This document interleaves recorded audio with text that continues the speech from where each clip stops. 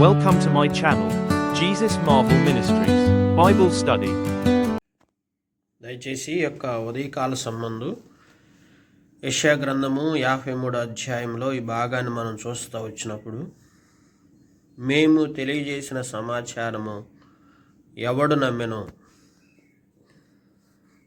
దేవుడు మనకు తెలియపరిచిన సమాచారాన్ని మనం నమ్మకపోవటం మనుషులంగా మనం చేస్తున్న పెద్ద పొరపాటు. దేవుడు మనకి ఏదైతే సమాచారము తన ప్రవక్తల ద్వారా, పరిశుద్ధాత్మ ద్వారా అనేక మార్లు మనకు తెలియపరచడానికి ఎన్నో రీతులుగా తన సమాచారాన్ని మనకు తెలియపరుస్తూ వస్తాడు. అలాగున తన సమాచారమును మనకు తెలియపరిచినప్పుడు నమ్మకపోవటం చాలా బాధపడాల్సినటువంటి విషయం. ఈరోజు నువ్వు దేవుడు ఏం చెప్పినా అది నువ్వు నమ్మాలి. దేవుడు నీతో ఏం మాట్లాడినా, దేవుడు నీకు ఏం చేసినా, దేవుడు నీ జీవితంలో ఏం చేయబోతున్నాడో దాన్ని నీకు తెలియపరిచినా, దాని విషయమై నువ్వు పూర్తిగా నమ్మి విశ్వసించినప్పుడు నీ జీవితంలో మేలు జరుగుతుంది. నమ్ముట నీ వలన అయితే నమ్మువానికి సమస్తము సాధ్యమే అని చెప్తున్నాడు. కనుక మానవుని యొక్క జీవితంలో సమస్తము ఎప్పుడు సాధ్యపడతాయి, ఇప్పుడు నీవు అనుకున్నవి జరుగుతాయి, ఇప్పుడు నీ జీవితంలో దేవుడు గొప్ప కృపను కుమ్మరింపజేసి ప్రతిదాన్ని జరిగించడం ప్రారంభిస్తాడో తెలుసా? నీవు హృదయపూర్వకంగా దేవుడిని నమ్మినప్పుడు దేవుడు నీ జీవితంలో సమస్తమును సాధ్యపరిచి చూపిస్తాడు. ఈ రోజున మనుషులు దేవుని నమ్మట్లేదు. దేవుని నమ్మకపోతే దేవుడు ఏది కూడా నీ జీవితంలో జరిగించడం. గుర్తుపెట్టుకోండి, నువ్వు ఎంత మేరకు నమ్ముతావో అంత మేరకే నీ జీవితంలో జరుగుతాయి. గుడ్డివాడు తన కన్నులను బాగు చేస్తాడని దేవుడు నమ్మినప్పుడు తన కన్నులు వెంటనే తెరబడతా వచ్చినాయి. ఉదయకాల సంబంధు నీ విశ్వాసము చెదరనీయొద్దు. నీ నమ్మిక నుండి నువ్వు తొలగిపోవద్దు.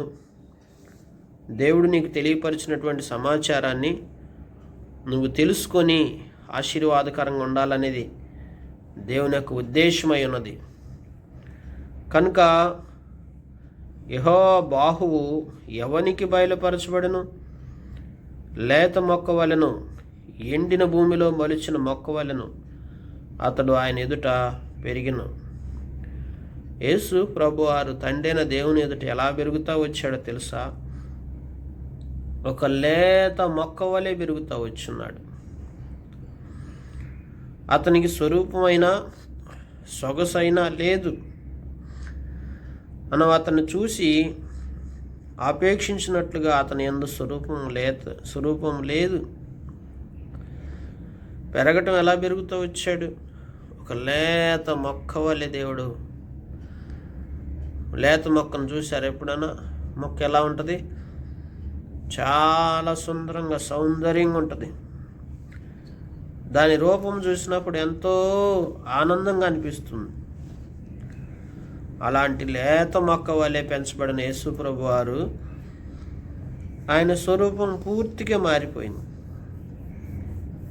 సొగసైన లేదు. అతను చూసి ఆపేక్షించినట్లు అతని యందు స్వరూపం లేదు. స్వరూపం అంతా మారిపోయింది, సొగసంతా మారిపోయింది. ఏమైందని చూస్తే అతడు తృణీకరింపబడిన వాడు. ఆయన ప్రభువైన యేసుక్రీస్తు వారిని మనుషులు తృణీకరించారు, విసర్జింపబడిన వాడయ్యాడు. విసర్జించారు, తృణీకరించారు, విసర్జించారు. వ్యసనాక్రాంతుడుగా, వ్యాధిని అనుభవించేవాడుగాను, మనుషులు చూడనొల్లని వాడుగాను ఉండెను. చూడండి పిల్లారా, వ్యసనాక్రాంతుడుగా మారిపోయాడు, వ్యాధిని అనుభవించేవాడుగా మారిపోయాడు, మనుషులు చూడనొల్లని వాడుగా ఉండిపోయాడు. అతను ముఖం చూడటానికి ఏమాత్రము సరిగా లేదు. ఒక్కొక్కసారి మన జీవితంలో మనకు శ్రమలు వచ్చినప్పుడు, మన కష్టాలు వచ్చినప్పుడు మన ముఖం చూసే ఆ స్థితి కూడా మనలో ఉండదు. అలాగున మన జీవితం అయిపోతుంది ప్రియులారా. కనుక ప్రభువైన యేసుక్రీస్తు వారి యొక్క ముఖం చూడటానికి చూడనొల్లని వాడుగా ఉన్నాడు. తృణీకరింపబడిన వాడు గనుక మనం అతన్ని ఎన్నిక చేయకపోతిమి. ఈ రోజున మనుషులు ఎందుకు ఆయన ఎన్నిక చేయట్లేదంటే, తృణీకరింపబడిన వాడు కదా, విసర్జింపబడిన వాడు కదా. ఒక తృణీకరింపబడిన వ్యక్తి, విసర్జింపబడిన వ్యక్తి, ముఖం కూడా చూడనొల్లగా రూపంలోకి మారిపోయిన వ్యక్తిని ఎవరు ఎన్నిక చేస్తారు? ఈరోజు మనందరం కూడా ఎన్నిక చేయట్లేదు దేవుణ్ణి. ప్రియులారా, ఎన్నిక చేయదగిన దేవుడు ప్రభువైన యేసుక్రీస్తు వారు. నీ జీవితంలో ఆయనను ఎప్పుడు కూడా ఎన్నిక చేయనటువంటి వ్యక్తిగా నువ్వు ఎప్పుడు భావించుకోవద్దు. కొన్నిసార్లు మన యొక్క వ్యక్తిత్వంలో, మన ఆలోచన విధానం, మన ప్రవర్తన సరళి, మన తీరు ఎప్పటికప్పుడు మారిపోతూ ఉంటుంది ప్రియులారా. ఎందుకంటే మనము దేవుణ్ణి తృణీకరించే మనసు కలిగినటువంటి వారం, దేవుణ్ణి విసర్జించేవారం. అలాగే మరి చూస్తూ వచ్చినప్పుడు మనం ఆయన ఎన్నిక చేయకుండా మరి పక్కన పెట్టేసినటువంటి వారం. అయితే దేవుని వాక్యం మనం చూస్తూ వచ్చినప్పుడు నిశ్చయముగా అతడు మన రోగాలను భరించాడు. ఎందుకు ఆయన అలా అయిపోతూ వచ్చాడు? మన కొరకు, మన రోగాలను భరించడం కోసం, మన వ్యసనాల కోసం ఆయన మొత్తబడిన వానుగాను, దేవుని వలన బాధింపబడిన వానుగాను, శ్రమ నొందిన వానుగాను మనం అతన్ని ఎంచితిమి. ఎందుకు బాధపడ్డాడు యేసు ప్రభువారు? ఎందుకు తృణీకరింపబడ్డాడో తెలుసా? మన రోగాల కోసం, మన వ్యసనాల కోసం, ఇతరుల కోసం శ్రమ పడటంలో ఆనందం ఉంది ప్రియులారు. శ్రమ నొందిన వానిగా మనం అతన్ని ఎంచితిమి. మన అతిక్రమ క్రియలను బట్టి అతడు గాయపరచబడను, దోషాలను బట్టి నలగొట్టబడ్డాడు. మన శిక్ష అతని మీదకి వెళ్ళిపోయింది, అతని మీద పడింది. ఒక్కొక్కసారి ఇతరులు చేసిన పాపం, ఇతరులు చేసిన దోషాలు వేరే వారి మీదకి వెళ్ళిపోతాయి. అది దేవుడి యొక్క ప్రణాళిక. చూడండి, అది భరించాల్సిన అవసరం ఉంది కనుక భరించాలి. అందుకే కొన్నిసార్లు మనం ఇతరుల కొరకు సమస్తమును సహించుకొని, భరించుకొని, శ్రమ అనుభవిస్తూ, కష్టం అనుభవిస్తూ, బాధను అనుభవిస్తూ జీవించే జీవితం ఎవరికీ అర్థం కాదు. నిజంగా ప్రభువైన యేసుక్రీస్తు వారు అనుభవించిన శ్రమ ఎవరి కోసం? ఎందుకు ఆయన అంత బాధ అనుభవిస్తూ వచ్చున్నాడు? అందుకే మనం పొందిన దెబ్బల చేత, అతడు పొందిన దెబ్బల చేత మనకేమవుతుంది? స్వస్థత. గొర్రెల వలె తోవ తప్పిపోతే ప్రతివాడు తనకిష్టమైన త్రోవకు తొలగిపోయి అందరి దోషం అతని మీద మోపబడింది. దౌర్జన్యం నొందాడు, బాధింపబడ్డాడు. గొర్రె పిల్ల వలె బొచ్చు కత్తిరించు వాని ఎదుట మౌనంగా ఉన్నాడు. నోరు తెరవలేదు. అన్యాయపు తీర్పు పొందాడు. జనుల యొక్క అతిక్రమాలను బట్టి మొత్తబడ్డాడు, కుట్టివేయబడ్డాడు. తరుమువారిలో సంగతి ఆలోచించువారు ఎవరు లేరు. అతడు మరణమైనప్పుడు భక్తిహీనులతో అతనికి సమాధి నియమపడిన. సమాధి కూడా ఎట్లా జరిగిందో తెలుసా? భక్తిహీనులతో అతనికి సమాధి నియమించబడింది. కానీ ఒక ధనవంతుని యొద్ద అతడు ఉంచబడ్డాడు. నిశ్చయముగా అతడికి అన్యాయం ఏమీ చేయలేదు. అతని నోట కపటము లేదు. ఒక అన్యాయం చేయలేదు, ఒక కపటం లేదు. మరి ఇలాంటి ప్రభు అయిన యేసుక్రీస్తు వారు ఎందుకు ఇంతగా బాధపరచబడ్డాడు, ఎందుకు ఇంతగా శిక్షణ అనుభవించాడు, ఎందుకు ఇంతగా కష్టపడతా వచ్చాడు, ఎందుకు ఇంతగా శ్రమపరచబడతా వచ్చాడు? అతను నలగొట్టుటకు యెహోవాకు ఇష్టమాయను. దేవుడు కొన్నిసార్లు మనల్ని నలగొట్టడానికి ఇష్టపడతాడు. మనం నలగొట్టబడట ద్వారా దేవునికి మహిమ రావాలని దేవుడు తలంచినప్పుడు అంటే మనల్ని నలగొడతాడంటండి బాగా. అందుకనే ప్రభు అయిన యేసుక్రీస్తు వారిని తండ్రి అయిన దేవుడు ఏం చేస్తూ వచ్చాడు? నలగొట్టాడు బాగా. శరీరం అంతా నలిగిపోయింది, దున్నపడ్డాడు, ఏడవబడ్డాడు అని రాయబడతా వచ్చింది. శరీరం అంతా గాయాలే. ఆయన అతనికి వ్యాధి కలగజేశాడని రాయబడతా వచ్చింది. వ్యాధిగ్రస్తుడైపోయాడు. అపరాధ పరిహార బలిగా అతని సంతానం చూచును, అతను దీర్ఘాయుష్మంతుడగును, యెహోవా ఉద్దేశం అతని వలన సఫలమగును. దేవుడి ఉద్దేశాలు మనకు తెలియవండి. కొన్నిసార్లు మనకి శ్రమలు, కష్టాలు, ఇరుకులు, ఇబ్బందులు వచ్చి ఒక్కోసారి దేవుడు మనల్ని నలగొట్టాలనుకున్నప్పుడు దేవుడు మనల్ని నలగొట్టుట ద్వారా కూడా దేవునికి మహిమ వస్తుంది. యేసు ప్రభు వారిని నలగొట్టడానికి తండ్రి ఇష్టపడతా వచ్చాడు. యేసు ప్రభు వారు శ్రమల ద్వారా, దెబ్బల ద్వారా, వ్యాధి ద్వారా నలగొట్టబడినప్పుడు దేవుడు సంతోషించి ఇష్టపడ్డాడని రాయబడతా వచ్చింది. ఎందుకు? దేవుని ఉద్దేశం సఫలం కావాలి. ఒక్కొక్కసారి మహిమ దేవునికి ఎలా వస్తుందంటే దేవుడు మనకు మేలు చేయడం ద్వారానే మహిమ వస్తుందని మనం తలుస్తాం. అలా కాదు. ఒక్కొక్కసారి దేవుడు మనల్ని శ్రమల ద్వారా నడిపించడం ద్వారా కూడా ఎనలేని మహిమ దేవుడికి వస్తుంది. ఒక్కొక్కసారి మనం అనుకుంటాం శ్రమ వచ్చినప్పుడు దేవునికి అవమానం వస్తుంది కదా అని. యేసు ప్రభు వారు సిలువకు అప్పగించబడినప్పుడు జనులందరూ తలంచుకొని ఉంటారు, అయ్యయ్యో సిలువలో మరణించాడు, ఇలా వ్యాధిగ్రస్తుడైపోయాడు, ఇలా నలగొట్టబడ్డాడు, అయ్యయ్యో అని తలంచేవారు. దేవునికి అవమానం కదా ఇట్లా చనిపోవటం అనేది అనుకోని ఉండొచ్చు.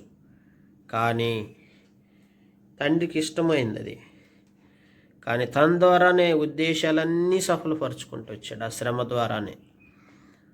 అలాగనే మన జీవితంలో కూడా అందుకే రాశాడు చూడండి, అతడు తనకు కలిగిన వేదనను చూచి తృప్తి నొందును, నీతిమంతుడైన నా సేవకుడు జనుల దోషములను భరించి తనకున్న అనుభవ జ్ఞానము చేత అనేకులను నిర్దోషులుగా చేయును. అనుభవ జ్ఞానము చేత అన్న చోట ఏమని రాయబడిందంటే తను గూర్చిన జ్ఞానము చేత. కనుక తన సేవకులకు దేవుడేమిస్తాడంటే అనుభవ జ్ఞానాన్ని ఇస్తాడు. దోషములను భరించి తనకున్న అనుభవ జ్ఞానము చేత అనేకులను నిర్దోషులుగా చేయును. అనేక మంది నిర్దోషులుగా మారటానికి, వ్యక్తులను నిర్దోషులుగా చేయటానికి ఆయన అనుభవ జ్ఞానము చేత మరి వ్యక్తులను నిర్దోషులుగా మార్చి గొప్పవారితో నేను అతనికి పాలు పంచిపెట్టేదను. కనుక జనుల దోషాలను భరించాడు యేసు ప్రభువారు. అనుభవ జ్ఞానము చేత అనేకులను నిర్దోషులుగా చేస్తూ వచ్చాడు. ప్రియులారా, గొప్పవారితో పాలు పంపులు పొందాడు. గనులతో కొలసి అతడు కొల్లసొమ్ము విభాగించుకొను. ఎలైనగా మరణమునొందినట్లు అతడు తన ప్రాణమును దారబోసాడు. అతిక్రమం చేయువారిలో ఎంచబడిన వాడైను. అనేకులు పాపం భరించుచు తిరుగుబాటు చేసిన వారిని గురించి విజ్ఞాపన చేసెను. అతిక్రమం చేసేవారిలో ఒకడుగా, చేసిన వారిలో ఒకడుగా అందరూ ఎంచబడతా వచ్చారు ఆయన్ని. కానీ చూస్తే అనేకులు పాపాన్ని ఆయన భరించుకొని అనేకుల కొరకు ఆయన తన జీవితాన్ని అర్పించుకుంటూ వచ్చాడు. ఈ అధ్యాయం అంతట్లో మనం నేర్చుకోవాల్సింది ఏంటంటే దేవుడు మన జీవితంలో అనుమతించే శ్రమల ద్వారా దేవుడికి మహిమ రావాలనుకుంటున్నాడు. కొన్నిసార్లు నీ జీవితంలో ఏమైనా శ్రమలు వస్తే కలత చెందొద్దు, బాధపడొద్దు. నీ జీవితంలో వచ్చిన శ్రమ, కష్టము అన్నీ ఆయన చూస్తున్నాడు. నీవు నలగొట్టబడటం దేవునికి ఇష్టమైనప్పుడు దేవుడు నిన్ను నలగొడతాడు. ఏ రీతిగా నలగొడతా వస్తాడో నీకు తెలియదు. ఒక్కొక్కసారి నువ్వు అనుకుంటావు, నన్ను ఎందుకు ప్రభువా ఈ విధంగా బాధకు గురి చేస్తున్నావయ్యా, నన్ను ఎందుకయ్యా ఇట్లా నలగొడుతున్నావయ్యా అని నువ్వు చాలా చింతాక్రాంతుడివై చాలాసార్లు నువ్వు బాధపడిన సందర్భాలు నీ జీవితంలో ఎన్నో ఉండుంటాయి. కానీ నిన్ను ఆ విధంగా నలగొడితేనే నువ్వు ఆత్మీయంగా నీ ద్వారా దేవునికి మహిమ వస్తుంది. ఆ విషయం చాలామందికి తెలియదు. దేవుడు నిన్ను నలగొట్టినప్పుడు నీవేమవుతావంటే ఆత్మీయంగా ఎదుగుతావు, ఫలిస్తావు. విరిగి నలిగిన మనసే దేవునికి ఇష్టమైన బలి. ఎప్పుడైతే శారీరకంగా నువ్వు గాయపరచబడి నలగొట్టబడి నీ జీవితంలో మానసికంగాను శారీరకంగాను అనేక సమస్యలు, శోధనలు, సుడిగుండంలో నువ్వు చుట్టబడినప్పుడు నీకు ఎదురైన ఇబ్బందుల ద్వారా నువ్వు ఎప్పుడైతే నలగొట్టబడతా వస్తుంటావో అప్పుడు నీ ద్వారా దేవునికి మహిమ వస్తుంది. అది ఎలా సాధ్యపడుతుందంటే ప్రభు అయిన యేసుక్రీస్తు వారే దానికి మాదిరి, సాదృశ్యం. యేసు ప్రభువారు సిలువలో మరణించాడు, నలగొట్టబడ్డాడు, విరగ్గొట్టబడ్డాడు, దున్నబడ్డాడు, ఏడవబడ్డాడు. మరి యేసు ప్రభువారి ద్వారా ఎలా మహిమ వచ్చింది తండ్రికి?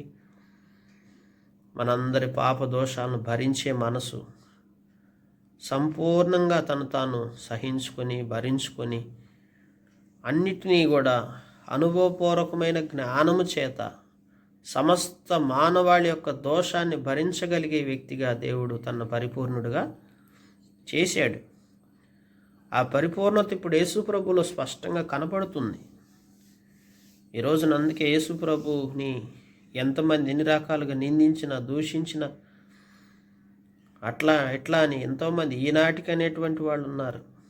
అన్యజనులు చాలామంది ఇప్పటికీ యేసు ప్రభు మీద నిందలేస్తూనే ఉన్నారు. ఎన్ని నిందలేసినా ఆయన పరిపూర్ణుడు, ఎందుకంటే ఆయన సమస్తమును భరించాడు. ఈరోజు నీ జీవితం కూడా అంతే. నీ మీద ఎంతమంది ఎన్ని రకాల నిందలేసి, ఎన్ని రకాల అవమానాలు, బాధలు, కష్టాలు, రకరకాలైన శోధనలు నీ మీద కలగజేసినా నీవు ఎప్పుడైతే నలగొట్టబడతా వస్తావో అప్పుడు నీవు పరిపూర్ణతలోకి వస్తావు. జీవితం మనకు అనేక పాఠాలు నేర్పిస్తుంది. అనేకమైన అనుభవపూర్వకమైనటువంటి విషయాల్లో దేవుడు నిన్ను నలగొట్టి ఆత్మీయంగా నిన్ను పరిపూర్ణుడిగా చేసుకుంటూ వస్తాడు. కనుక నీవు పరిపూర్ణురాలుగా మారాలంటే భూమి మీద శ్రమల గుండా నువ్వు వెళ్ళాలి. ఆ శ్రమల ద్వారా దేవుడు నిన్ను పరిపూర్ణతలోకి తీసుకొస్తాడు. నీలో ఆత్మీయతను నేర్పిస్తాడు. నిన్ను అన్ని విధాలుగా ఆశీర్వాదకరంగా చేయటానికి ఇష్టపడుతున్నాడు. మన పరలోకపు తండ్రి తనకిష్టమైన దాని ప్రకారం మనల్ని కొన్నిసార్లు నలగొట్టి తన ఉద్దేశాలు మన పట్ల సఫలీకృతం చేస్తూ వస్తాడు. ఏమో దేవుని ఉద్దేశం ఏమైందో నీ పట్ల. కనుక నీ జీవితంలో ఏదైనా కష్టం, బాధ, శ్రమ, ఇరుకు, ఇబ్బందులు వచ్చినప్పుడు కలత చెందొద్దు. అది దేవుని ఉద్దేశమేమో ఆలోచించు. అది దేవుని ఉద్దేశం అయి ఉంటే ఆ ఉద్దేశాన్ని నువ్వు గుర్తిరిగి ఆయనకి నువ్వు లోబడితే తప్పక నిన్ను ఆశీర్వాదకరంగా చేసి ఆ శ్రమ ద్వారానే నీకు మేలు చేస్తాడు.